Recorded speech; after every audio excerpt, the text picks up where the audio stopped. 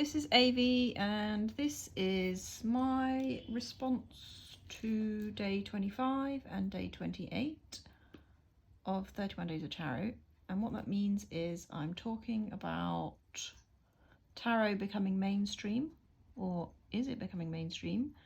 And a little tiny bit at the end, maybe a minute or two, on deck modification, tarot deck modification. Anyway, right, so this is the second time I'm filming this because my thoughts are so all over the place that I'm finding it hard to speak coherently, and I have now highlighted my notes, so I hope it will make more sense. Anyway, sorry about that. Right. I feel like there's a lot of questions that come into this topic about... I'm just going to read the question again. The question is thoughts on tarot becoming mainstream. Okay, I've already said that. I'm going to carry on, even though that was not very good to repeat that.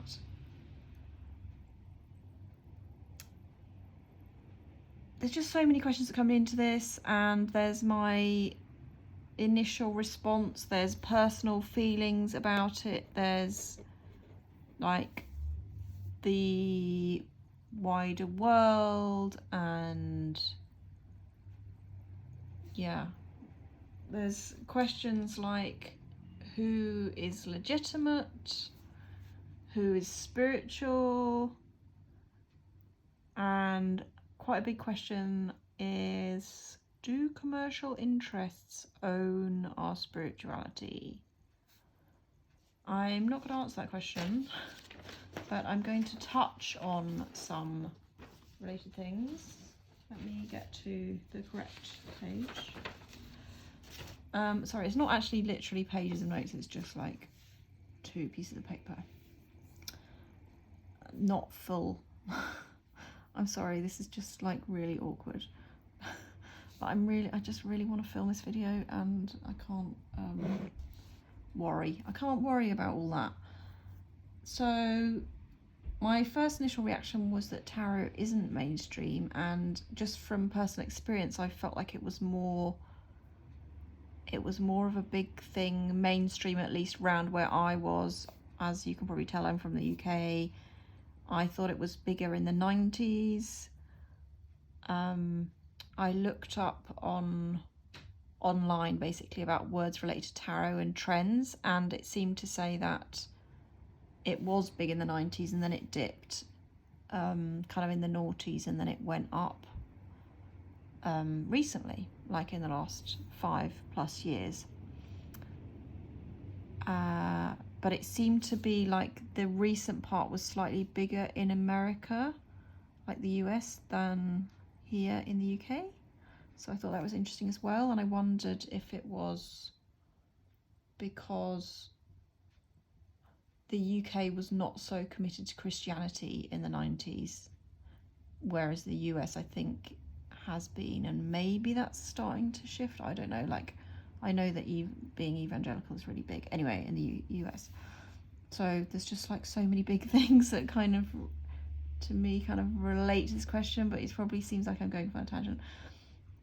I suppose the main thing is, from personal experience, but how I see it is what I believe it is in the wider world, is there isn't a mainstream conception of what tarot is. There's still the kind of old idea of like the crystal ball and the round table with the Celtic cross on. I don't think that many people are aware that there's a big explosion in different tarot decks and artwork, unless they are, you know, like buying them themselves, or they are friends with people that are interested in tarot. But it's definitely like a young...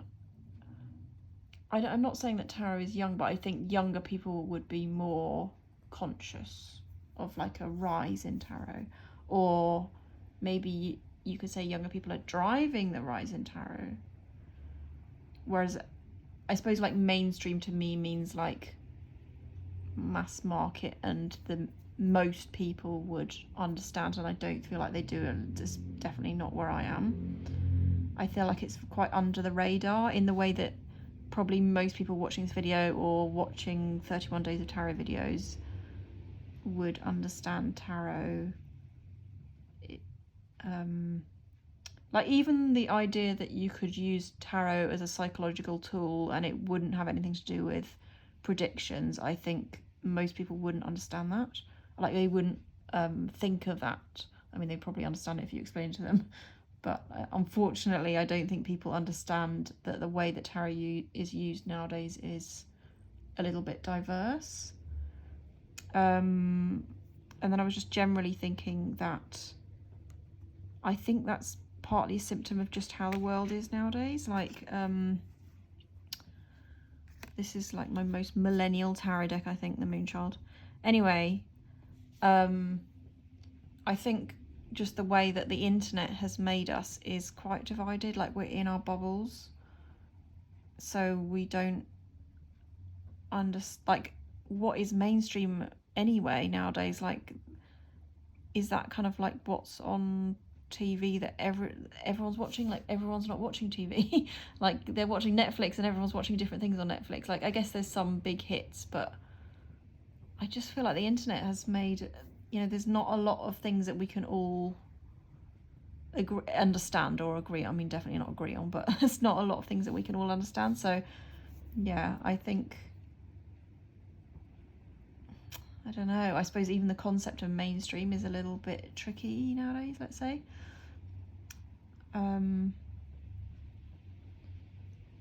Yeah, so that's a kind of maybe an idea that tarot isn't mainstream.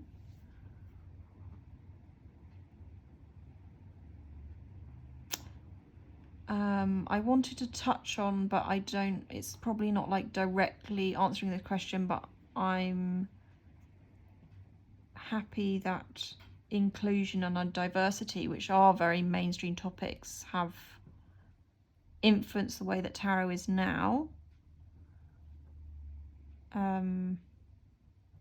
So I guess you could say that the way that tarot is done is a product of the mainstream. And then on the other side, looking at how tarot is mainstream, so I'm trying to kind of be balanced. There's definitely, I don't think it's a big market, like it's very small. If you look at like tarot people on YouTube, it's very small compared to other things. But it seems like it's been a commercial enough market that it used to be like certain publishers maybe would do tarot decks, like Low Scarabeo or whoever, but now it's like big publishers that normally do something totally different are suddenly kind of trying to have their piece of tarot. Maybe they saw that kind of like being witchy or that kind of thing was a trend, so they just want to make sure they've got their piece in the market. And I think as people that know tarot, we can see that sometimes if people are just trying to make tarot decks to make money, it doesn't work out that well. Like sometimes maybe it does, but sometimes it doesn't. It's pretty clear sometimes when someone that's made a tarot deck doesn't know how tarot works, or they've kind of quickly read a book. Yeah, but in terms of like what is bubbling and what is happening, it's been really exciting to see so many artists doing tarot. And I'm not bothered whether they don't know tarot. Like if they can make a good deck, that's great. It's not like I'm saying that if you don't already know tarot, you can't make a good deck, but there's definitely an art to it, and you have to be committed, I'd say, or you have to know, like have some access to knowing what you're doing. So I suppose that's a kind of a bit of a focus for me, like what's going on with the way that decks are created. What I'd say is mainstream, or like I could definitely agree with being mainstream, is wellness, like a wellness trend. And I think maybe you could say that tarot is a little piece of that trend. And I just wanted to mention that Little Red Tarot, which is a website that sells tarot decks in the UK. Beth Maiden that does that. She had a blog that she's kind of wound down a little bit, but I think she's still got her own personal blog, and I think she's got a business blog, so I'm not sure quite where I've read what things, but she has kind of dipped into talking about this kind of thing of like the wellness trend. And yeah, she's quite interesting. If you want to look up her website, you probably might already know about it, but it's quite interesting.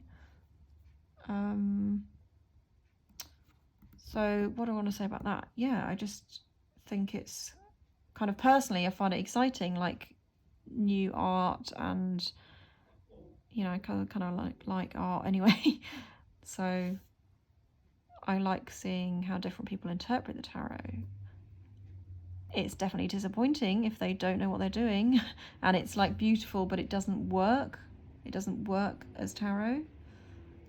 I'm not like concerned about tarot becoming polluted. Like I'm not someone that, I don't see the kind of esoteric history of tarot and that way of looking at tarot, which to be honest I see as more recent than the original tarot.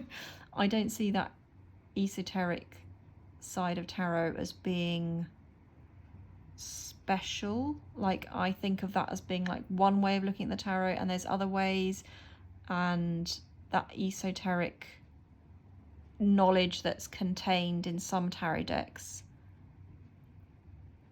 I find that's kind of, it's like a spiritual text that I can get something out of, but I don't see it as perfect. So it's a bit like the Bible for me, like there's something in it, but I have to weed out like what I believe or what I find inspiring or what connects me with my spirituality. So that's another thing. Is there anything else I want to say? I think those are the main things. This is a little bit rambly. Yeah, have I got anything else here? Oh, I've just got another couple of, let's see, cards from this deck. Oh no, just one. Okay, I thought this is a nice card. This is a Three of Pentacles, so it's kind of like working together. But I think this interpretation in this deck is about kind of raising something spiritual, and I feel like maybe at our best that's what we're doing when we engage with tarot in the modern world. Like, we're kind of working together, and I just love to see how tarot's evolving. I suppose that's my most personal feeling about it. Like, I feel like it's a kind of active leading edge of spirituality. That's really interesting. And I also took this card, and I've just opened this deck today, which some of you might recognise, is the Sacred Creators Oracle, the commercial mass market one. So there you go. That was the other thing I was going to mention, actually. Like, that sometimes seems where the good decks come from, is they're made as independent decks. They're funded on Kickstarter, crowdfunded. I'm just explaining these things for people that don't already know all this stuff, because obviously for a lot of you it's like totally obvious. And then a mass market commercial publisher picks it up, and then you'll find it in your local bookshop. Yeah, so I think it's interesting. Oh, the only other thing I was going to say was, I think that it's anything that takes us, I mean, obviously you're watching this on a screen on the internet, but I think it's really nice to have physical objects. Things that take us away from our screens are good. And yeah, there's just so many thoughts I could go into. I'm just like going off on so many tangents, but in my head at least, and some of them I might tell you about. Oh god, sorry, there's a lot of uncertainty in this, but yeah, I think if tarot is becoming mainstream, and to be honest, I'd like it to become more mainstream, I'd like it to be understood better. I'd love it if, like, in 10 years' time, more people understand tarot. I mean, not in the way I see it, but in the way that like a lot of people that are into it now understand it, that there's different ways of looking at it and there's different ways of engaging with it, and you know, it's a tool and you can use it for yourself or you can use it for other people, you know, like there's just so much to it that just doesn't seem to be widely understood, at least amongst people I hang out with. I think, like, I feel like West Coast America, they're probably a lot more understanding of tarot in a certain kind of way, but in my world, no, people don't know what tarot is. I went off on a tangent, but it was just because of this deck, because I was just thinking about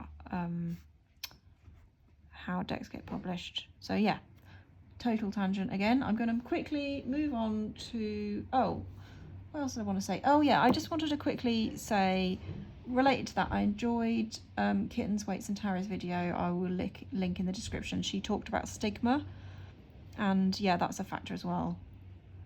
I generally don't watch other people's videos before I film my own, but I was, like I said, procrastinating because I got a bit stuck with like how many jumbled up thoughts I've had about this.